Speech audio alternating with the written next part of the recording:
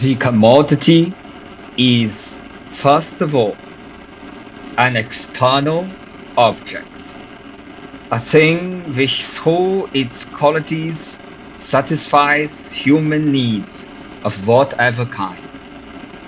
The nature of these needs, whether they rise, for example, from the stomach or the imagination, makes no difference. Nor does it matter here how the thing satisfies man's need, whether directly as a means of subsistence, i.e., an object of consumption, or indirectly as a means of production. Karl Marx, Das Kapital. Imagine all the colors in the world. Imagine all the fun shapes, squares, circle, triangle, trapezoid. Imagine, imagine all your childhood dreams come true. All the toys you can play, all the toys you can possess. Doesn't it sound fun? Doesn't it look fantastic? Doesn't it feel fuzzy, comfy, cozy? Well, on the surface, that is what Playtime Co. is. A fun, colorful, cozy place where all children's dreams come true.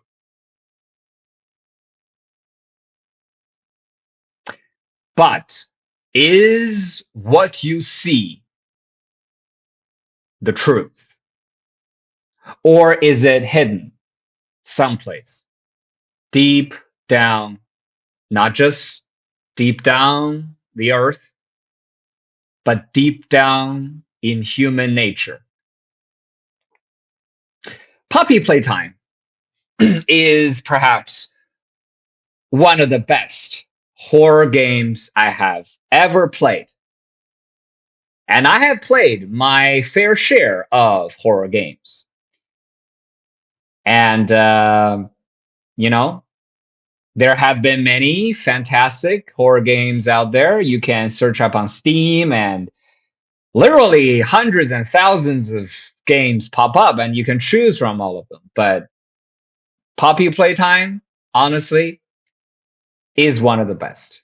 There is no competition in this category of games. It is a indie game developed by Mob Entertainment. And for those of us who are loyal fans to this franchise, we have been horrified and delighted and entertained by this franchise for the past many years. So far, there has been 5 chapters that came out, and with chapter 5 that just came out really recently. After playing all 5 chapters, I have been thinking a lot.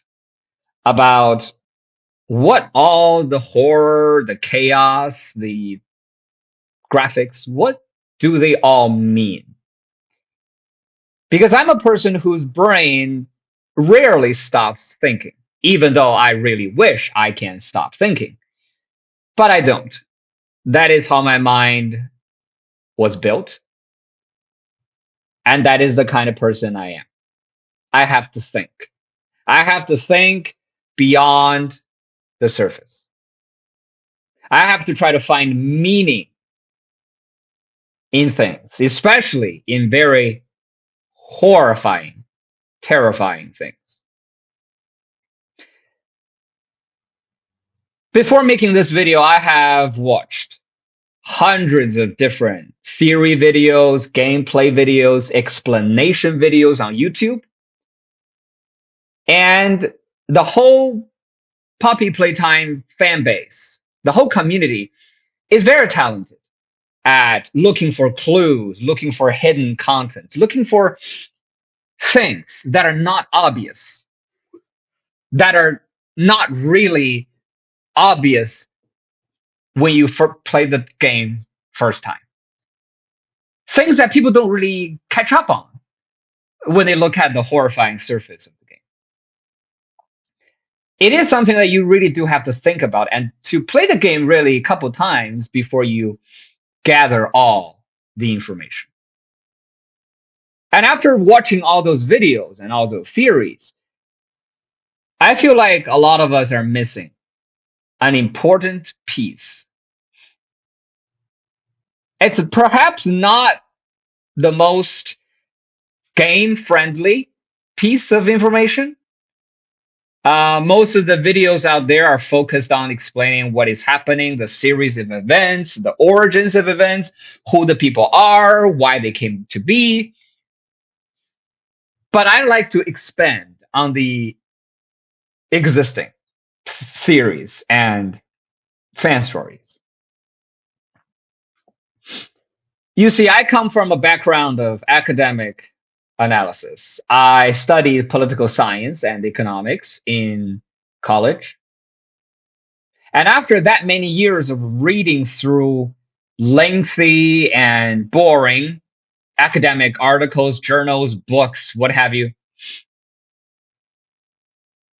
I tend to look at everything through a lens of politics and economics, even as a enjoyable game and enjoyable in a terrifying way.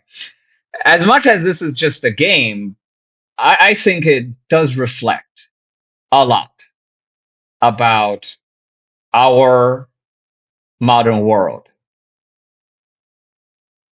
And the reason why this game is so nightmarish, so terrifying in a realistic way, as much as most of the graphics are cartoonish, but it gives you a real feeling like this is real.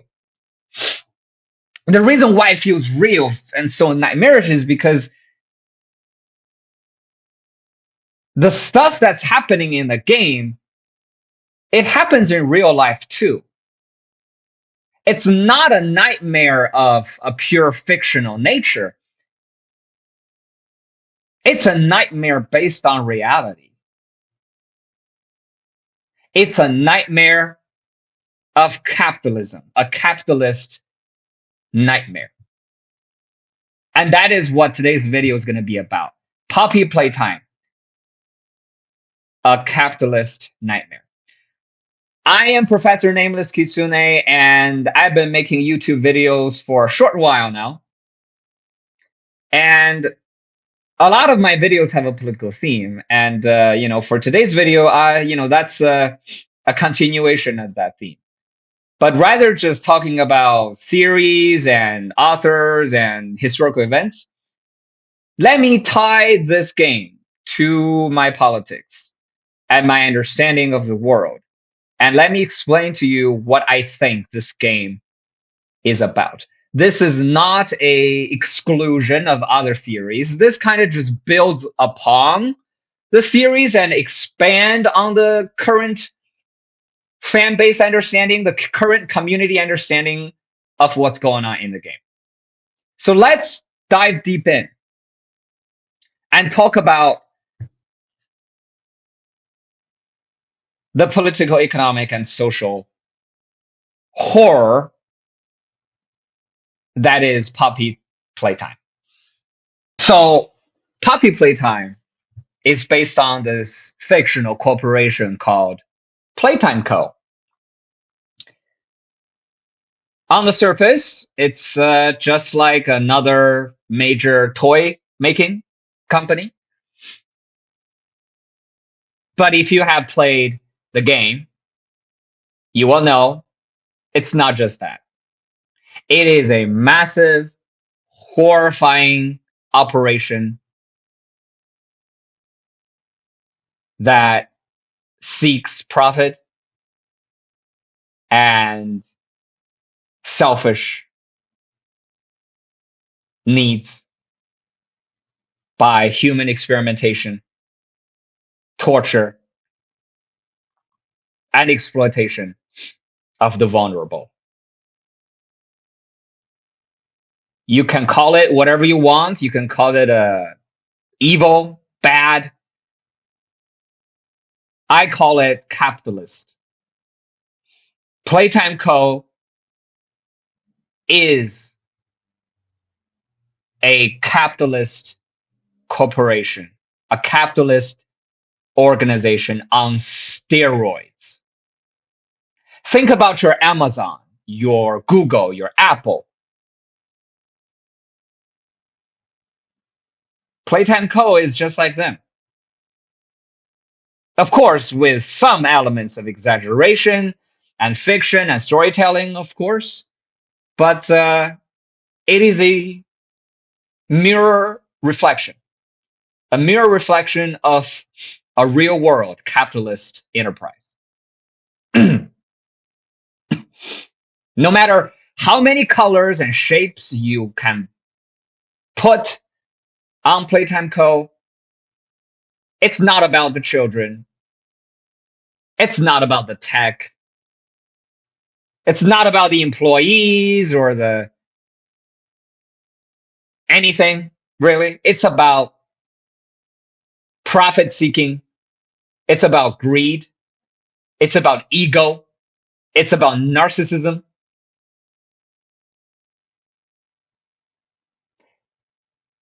The existence of Playtime Co.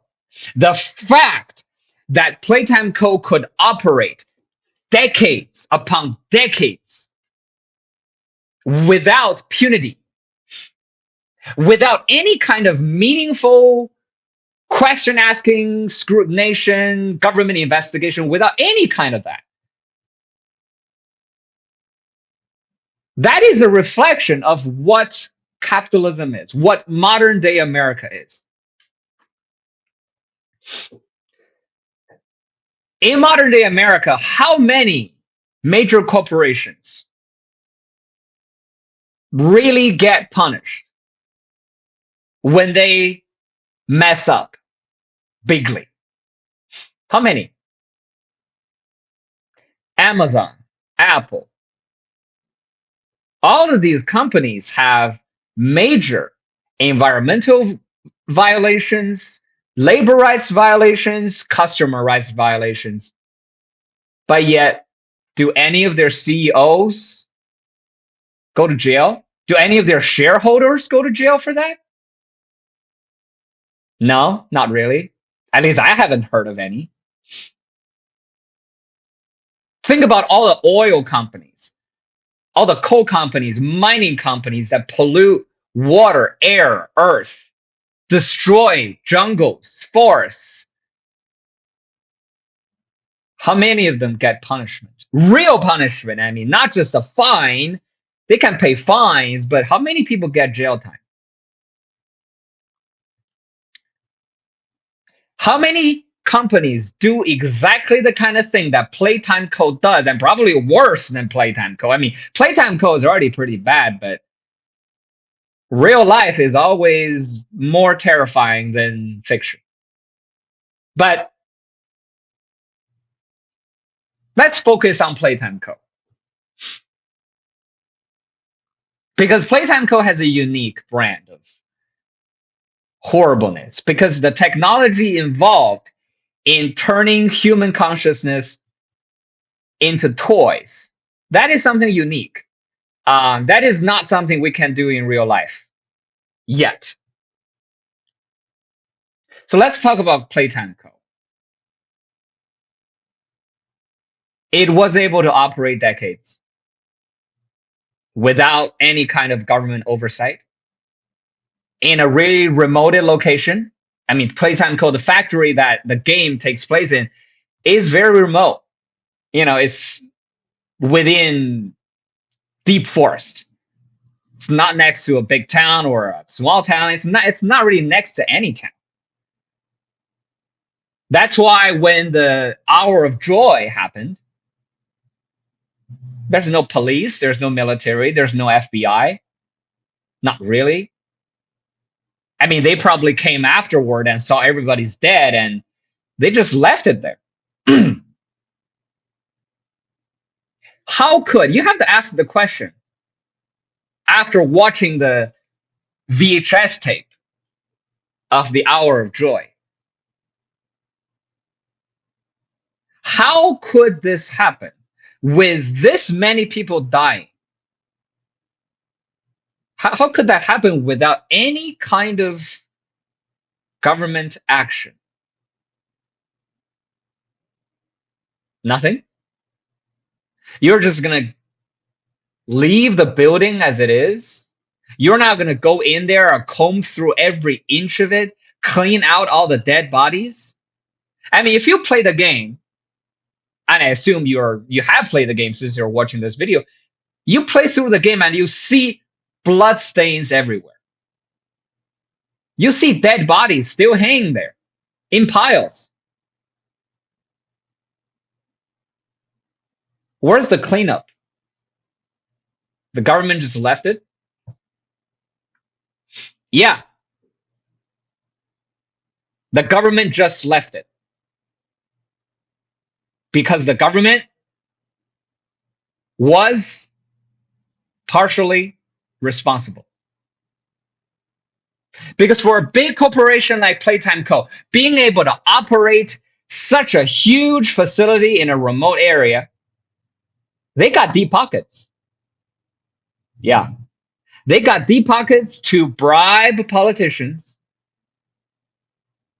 to contribute to election funds, to lobby. The government is in on it. The establishment, the ruling class. Think about how Amazon, Apple, Google, Microsoft, Tesla, Nvidia, think about how they literally could change laws to benefit themselves. Playtime Co. could do it too. That's what they could do. They had deep pockets to do this.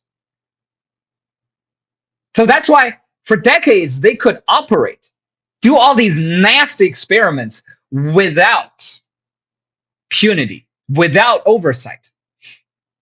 It's not that the government doesn't know. The American government knows. I mean, the amount of surveillance that we're all under every single day is insane. The government knows what's going on. The government just doesn't care because they're paid not to look under the rock. They're paid not to care when orphans goes missing.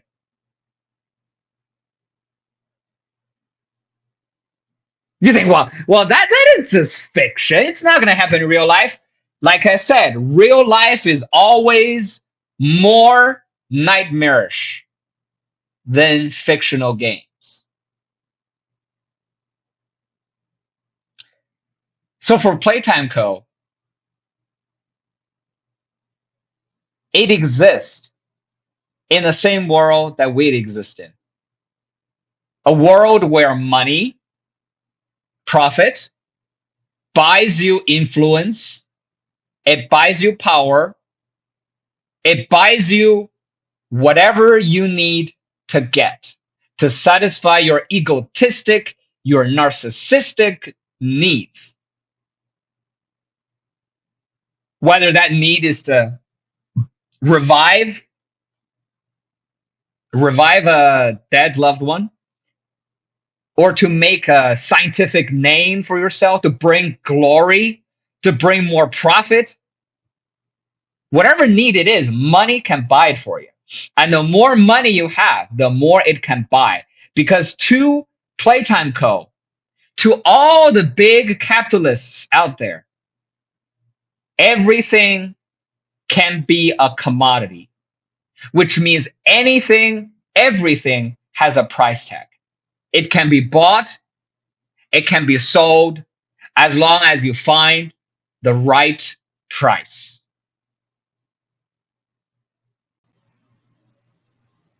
So when we look at the horrors of puppy playtime, we tend to focus on the individuals, right? The crazy scientists, the messed up staff, the evil owners, the tragic, the traumatized children in the toys. But those are just individuals. There's a bigger systematic problem behind all of these individual actions and choices. The whole system exists. The whole capitalist system exists not to reward morality or honesty or truth or compassion. It rewards one thing and one thing only: profit. Profit. Because with profit comes money, with money comes your ability to satisfy whatever the needs you have in whatever fashion you want it to be. And so the individual actions in the game were horrifying, but the systematic problems that permits these actions are even more horrifying. Because in modern day America, a company like Playtime Co. could go on without impunity or oversight for as long as they want, really, until something freaky happens, and then the government just kind of like sweep it under the rugs, pretend there's nothing to see, and just leave the factory and everybody inside to rot.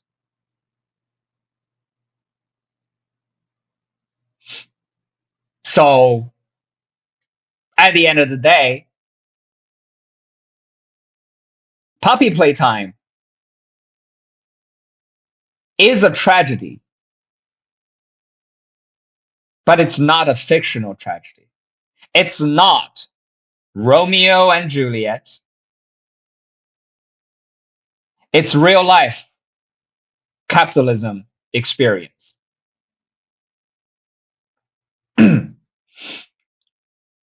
And the hour of joy is perhaps the most decisive and consequential event that happened in all of puppy playtime universe. Because if we look at the similarities between Hour of Joy and real life events, we discover one word that can describe the Hour of Joy. And that one word is revolution. The French Revolution, the October Revolution, the Cuban Revolution, whatever you can come up with. The Hour of Joy was a violent uprising, a revolution against the status quo, a system of oppression that left no chance for peaceful resolution of grievances. The Playtime co-establishment, just like a Louis XVI or Tsar Nicholas II,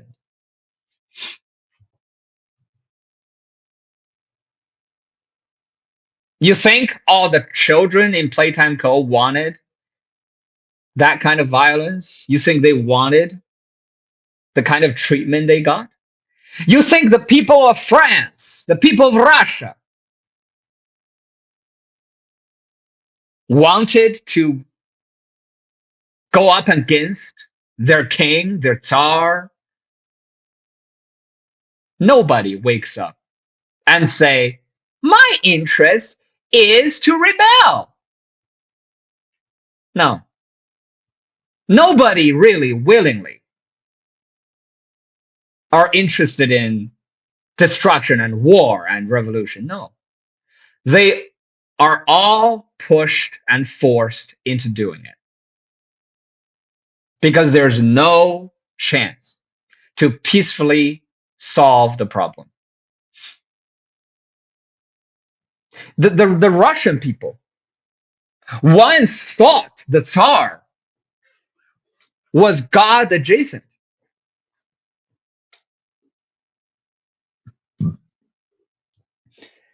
You know, in the early 1900s, when social conflict in Russia was getting heated up, sometimes the workers, the peasants would protest while holding portraits of the Tsar, pleading to the Tsar, petitioning to the Tsar for help. In the beginning, they thought the Tsar was on their side. The Tsar was benevolent and generous. But then the Tsar ordered gunpoint towards his people. The Tsar decided to side with the feudalist lords and the capitalist class. So step by step, the Russian people was pushed to the edge.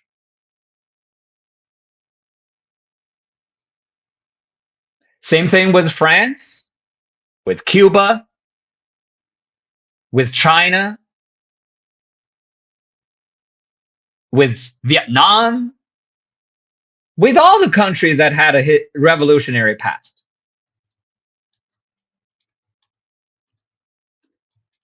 Nobody willingly goes against the establishment. They're all being forced because the establishment, the status quo, leaves them no choice. You think the average Cuban in 1950s wakes up in the morning and just say, yeah, I just really want a revolution today? No, the average Cuban does not think that. You think Fidel Castro or Che Guevara would have a chance if the Batista regime treated the Cuban people nicely, fairly?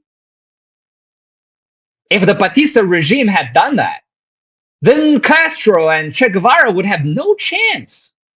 They got no chance. You think if King George were to treat the colonists better, gave them a seat in the parliament, treated them like equal citizens, you think American revolutionaries would have a chance? No. We would all be still a British colony to this day. But no. When peaceful reforms are not possible, violent revolutions become inevitable. Back in the civil rights movement in the 60s and 70s in America, the American establishment made compromises. They passed the Civil Rights Act. They made necessary. They ended legal segregation. They did all sorts of things so that the civil rights movement does not turn into a revolution. Because there were signs that it could be. The civil rights movement could have turned really badly, but it didn't. Because necessary compromises were made, reforms were made to satisfy the people. So America didn't have a civil war, and it survived. To this day, we all have to thank. We all have to thank the effort and sacrifices of civil rights movement leaders, and we have to thank the compromises made back then between all sides. Between all sides, Playtime Co., the Hour of Joy. It's just another example of a revolution. There's only so much pressure and oppression you can place on the toys before they get back at you. The scientists, the owners of Playtime Co., they thought they were invincible. Miss Gracie, I'm sure she thought she was invincible. Batista, Chiang Kai-shek, the French colonizers, the Russian Tsar, they all thought they were invincible. But they were not. They were not. So at the end, when violent revolutions happen, there's always a cost of change.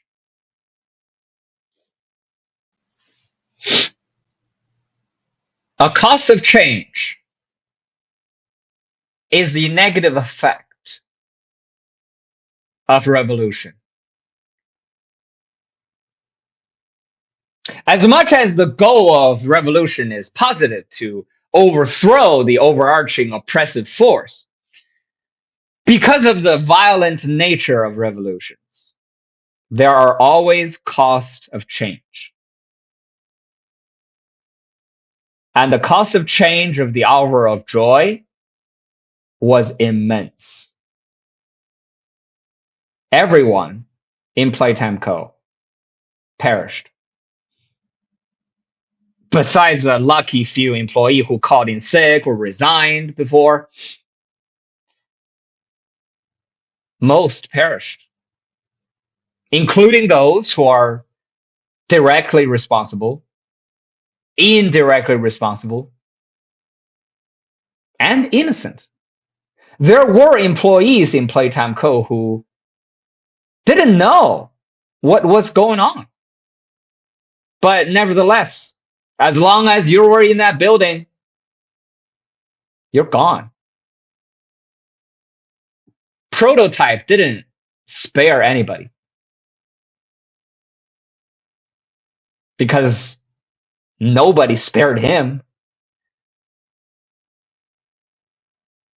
But to see all those innocent employees who didn't know what's going on, they didn't deserve to die. But nevertheless, when violent revolution happens, there is no telling. There is no brake on the engine. It just goes and goes. How many people died during the French Revolution, during the Russian Revolution? How many people perished under the French guillotine? Were all of those people anti-revolutionary and monarchists? I'm sure not. They were a cost of revolution. Innocent people will die. Things will be destroyed that shouldn't be destroyed. That is why when peaceful reforms are possible, you must do so to prevent a violent revolution.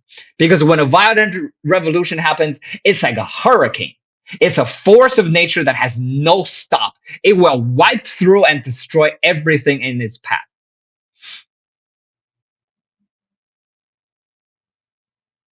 So, what has Playtime Co. taught us? It teaches us of many things, really.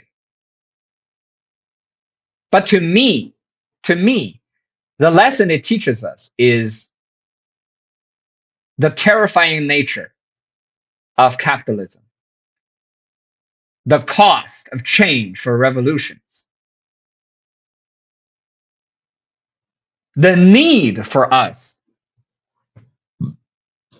the need for us to make peaceful changes when we can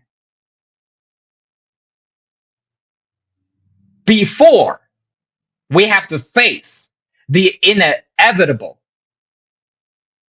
destruction.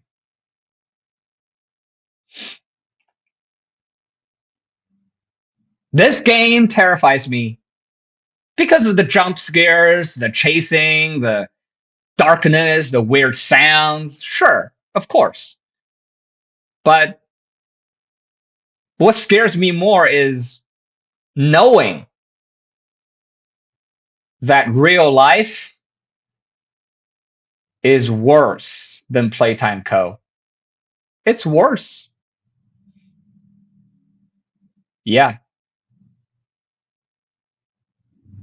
And I hope for all of you fans out there, you can get more than just a feel good scare out of this game. I hope you can get more than just that. Because this game is so good that it's so much more than just a few jump scares. And I hope when we see chapter 6 of this game, hopefully within the next year, because I can't really wait to play it, hopefully we can get more answers to what is happening, what happened, and hopefully we can have a, I don't know, I really wish a feeling good ending, where all the tortured souls can have a good destination. You know, I really wish in chapter 6 we can have an answer to old questions, new questions, and I really wish to have a feel good ending for all the tortured souls in that factory. They deserve a good ending. We deserve a good ending. Um, you don't go through 6 chapters of all of this without having to wish a Disney happy ending. So hope you have enjoyed my rambling for the past more than 30-40 minutes of me talking. If you have liked anything I've said, please give me a like, comment, and subscribe. And I will see you when chapter 6 comes out. Proletariat der Welt, bereinigt euch! Ihr habt nichts zu verlieren, alles euch kennen. Ihr habt ein Welt zu gewinnen. Karl Marx, das kommunistische Manifest.